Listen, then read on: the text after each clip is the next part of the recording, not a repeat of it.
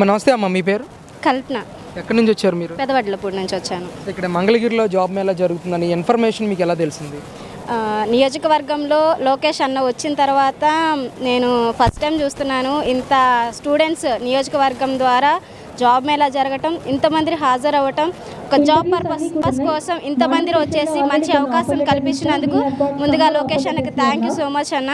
వచ్చిన ప్రతి ఒక్కరు వాళ్ళకు తగ్గ అర్హతతో ఉద్యోగం సాధించుకొని మంచి పొజిషన్లో ఉంటారని కోరుకుంటున్నాను.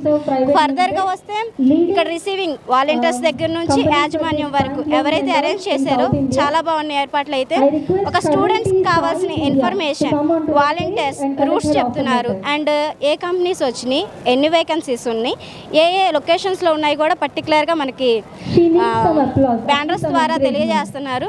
ఆ ఇన్ఫర్మేషన్ ద్వారా ఏ స్టూడెంట్ ఏ category, inter, 10th, inter, degree, BTech కోర్సుకు తగ్గట్టు వాళ్ళు చూస్ చేసుకోవడానికి చాలా ఈజీ ఉంటుంది. మేనేజ్మెంట్ కూడా చాలా బాగుంది. అన్ని ఫెసిలిటీ అయితే చాలా బాగున్నాయి.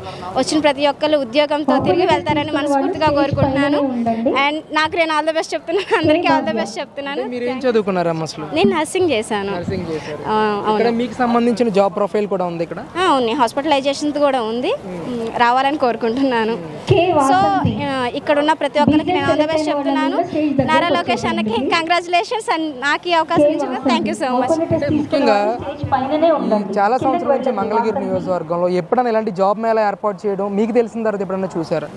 లేదు, ఇంత పెద్దగా జరగటం అండ్ ఇలా ఆర్గనైజ్ చేయటం ఫస్ట్ టైం. నా చిన్నప్పటి నుంచి నేను ఫస్ట్ టైం వచ్చినాను అనమాట. సో ఫస్ట్ టైం నేను చూస్తున్నాను. నారా లోకేష్ అన్న వచ్చిన తర్వాతే ఏర్పాటు చేశారు.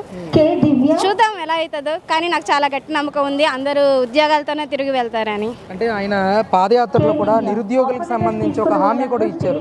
20 లక్షల ఉద్యోగ అవకాశాలు ఖచ్చితంగా నేను కల్పిస్తానని చెప్పేసి అని అన్నారు. ఆయన పరిపాలన చూస్తూ ఉన్నారు కదా 6 నెలల నుంచి. మీ ప్రాంతానికి సంబంధించిన ఎమ్మెల్యే మినిస్టర్గా కూడా ఉన్నారు. ఖచ్చితంగా 20 లక్షల ఉద్యోగ అవకాశాలు ఇస్తారని భావిస్తున్నారు మీరు? ఖచ్చితంగా ఇస్తాము.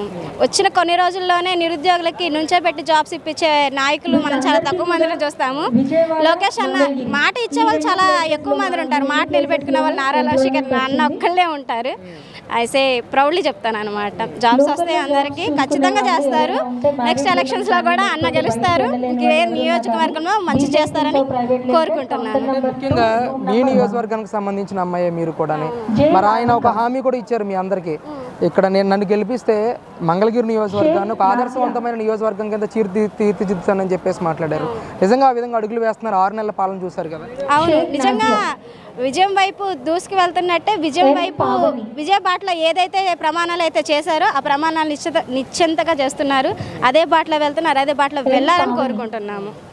ఎలా ఉంది రూలింగ్, ఎలా ఉంది ఈరోజు కూటమి ప్రభుత్వం అధికారంలోకి వచ్చి 6 నెలలకు అవస్థ ఉంది కదా, ఏ విధంగా ఉంది పరిపాలన? అసలు చంద్రబాబు గారి పరిపాలన, పవన్ గారి ధైర్యం, నారా లోకేష్ అన్న చేసే ముందడుగు ఇలానే సాగుతూ ఉంటుంది. చేసే ప్రతి ఒక్క కార్యక్రమం విజయవంతం అవుతుంది. అండ్ ప్రజలు కూడా చూస్తూనే ఉన్నారు, ప్రజలు కూడా అభిమానిస్తూనే ఉన్నారు, ఆదరిస్తూనే ఉన్నారు.